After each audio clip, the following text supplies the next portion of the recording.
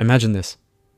You wake up in the middle of the night, your eyes are open, you can see your bedroom, the moonlight through the curtains, the shadows on the wall, maybe the clock showing 3:17 a.m. You're fully conscious, but you cannot move. Not an inch, not a finger, not even your eyelids. Then you see it in the corner of the room, a dark figure, tall, featureless, watching you. It starts moving closer. You try to scream. Nothing comes out. You try to run. Your body is frozen. The figure is at your bedside now. You feel pressure on your chest. You can't breathe. You're certain you're about to die. Then suddenly you jerk awake, sitting up, gasping. Your bedroom is empty. The figure is gone. You can move again. Here's the disturbing truth that most people don't know. You didn't just have a nightmare. You experienced sleep paralysis, a terrifying phenomenon that affects nearly 30% of people at least once in their lives. And for centuries, every culture on Earth has explained it the same way: demons, ghosts, witches, aliens, and shadow people. But science has a different explanation. And what researchers have discovered about what your brain does during sleep paralysis is far creepier than any ghost story.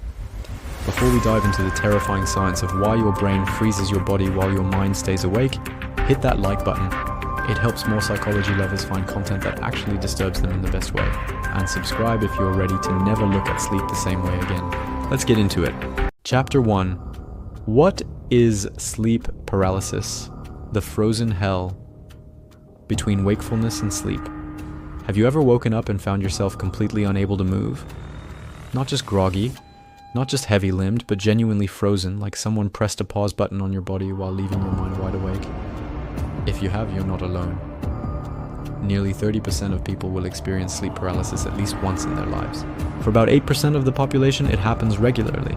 And for a small, unfortunate group, it happens multiple times per week. But here's what most people don't realize. Sleep paralysis isn't a disorder. It's actually a feature of your brain's sleep architecture, a feature that glitches. To understand sleep paralysis, you first need to understand atonia. REM stands for rapid eye movement, the stage of sleep where you dream. During REM sleep, your brain is wildly active, almost as active as when you're awake. Your eyes dart and your brain is generating fictional worlds.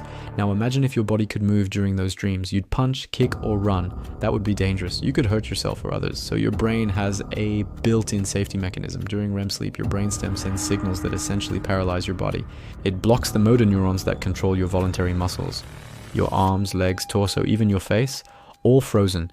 You can't move because your brain has literally turned off the connection between your thoughts and your muscles. That's REM atonia.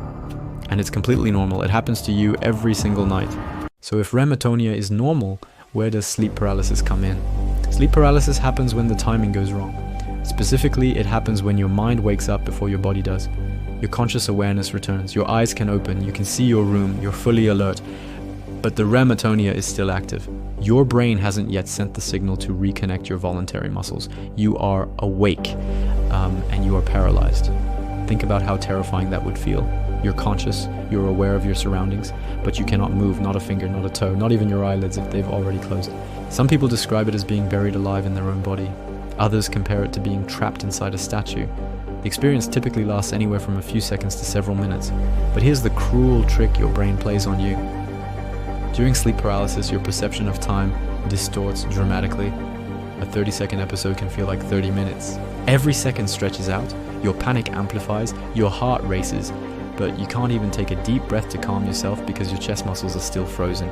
This is the foundation of sleep paralysis, a simple timing error in your brain's sleep-wake cycle. But the foundation is not what makes sleep paralysis famous. What makes it famous is what happens next. Because when you're awake and paralyzed in the dark, your brain doesn't just let you sit there peacefully, it starts to hallucinate. Here's where the science gets genuinely disturbing. When you're in sleep paralysis, your brain is in a hybrid state. Parts of your brain are awake, the parts responsible for consciousness, self-awareness, and sensory processing. But other parts are still asleep, specifically the parts that normally suppress hallucinations during REM sleep. During a normal dream, your brain generates incredibly vivid sensory experiences. You see things, you hear things, you feel things. But while you're dreaming, your brain also suppresses your critical thinking. That's why dreams seem real, even if they're completely absurd.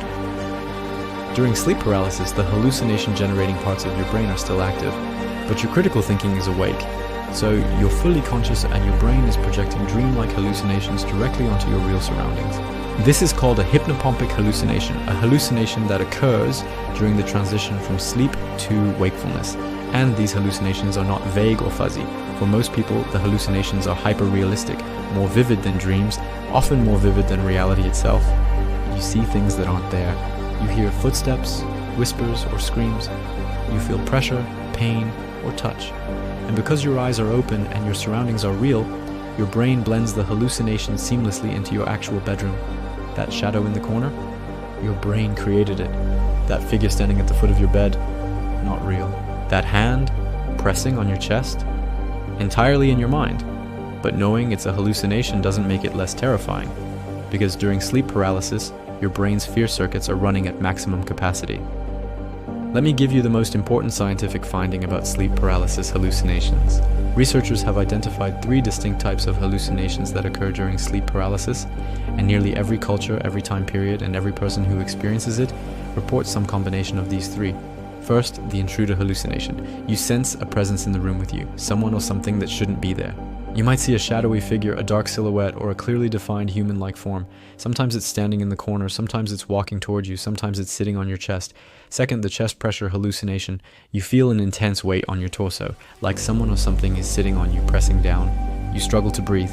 You might feel choking, suffocation, or crushing pain. This is where the old term night hag comes from. People believed a demonic old woman was sitting on your chest. Third, the vestibular motor hallucination. This one is less common, but arguably the most terrifying. You feel like you're floating, flying, or falling. Some people report out-of-body experiences, sensing that they've left their physical body and are watching themselves from above. Others report being pulled or dragged across the room. These 3 hallucinations, intruder, chest pressure, and vestibular disturbance, form the complete sleep paralysis experience.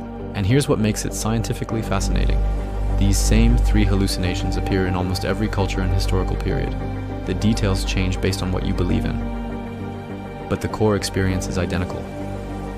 In Chapter 2, we're going to explore why the shadow people look the same whether you're in ancient Rome, medieval Europe, or modern Tokyo, and why some people see demons while others see aliens, even though their brains are doing the exact same thing.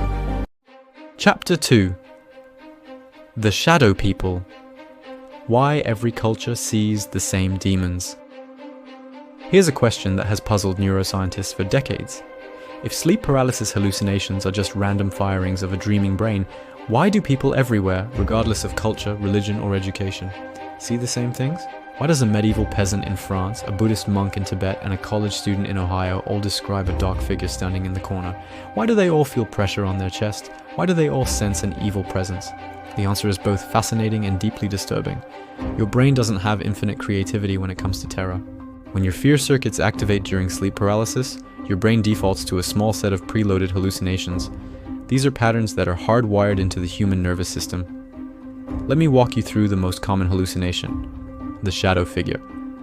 The shadow person, sometimes called the hat man or simply the figure, is described with remarkable consistency across cultures. It's tall, darker than darkness, usually male-shaped but featureless, no face, no eyes, no mouth, just a silhouette that seems to absorb light. It stands motionless at first, watching you, then it moves closer.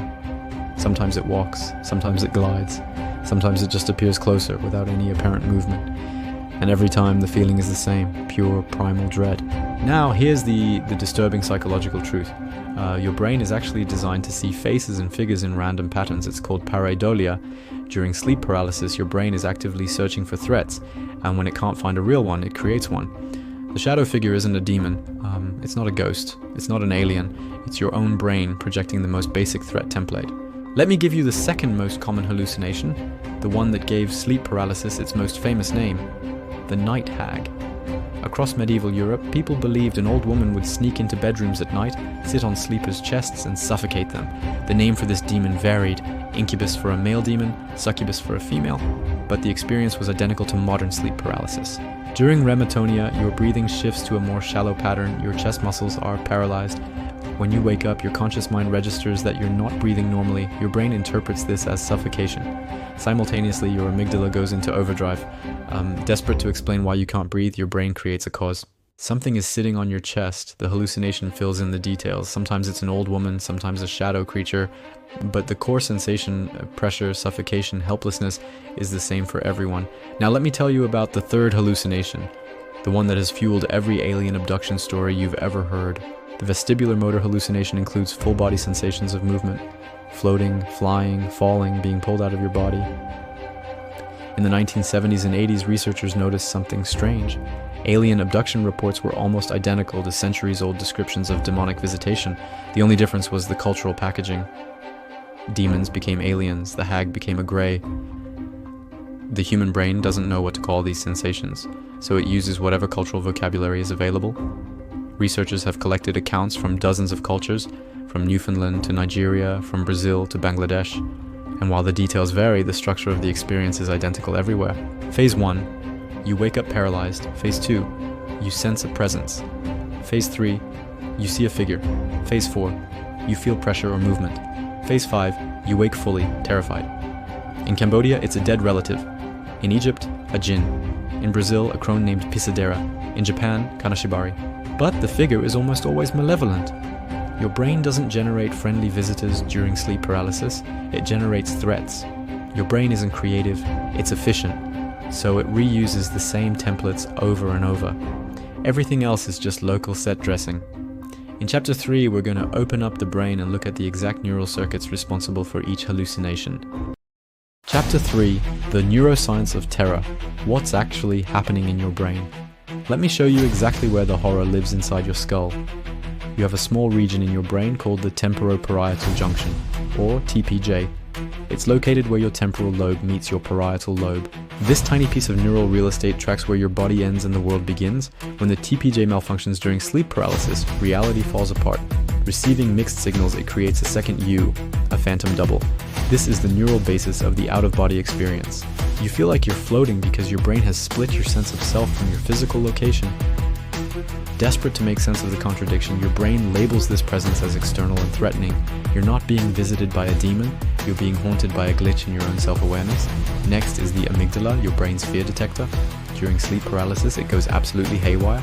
It detects you are frozen and triggers a fight or flight response. Adrenaline floods your system, but since you can't move, your amygdala screams, danger. Your conscious mind, desperate for an explanation, invents one. Something is holding you down.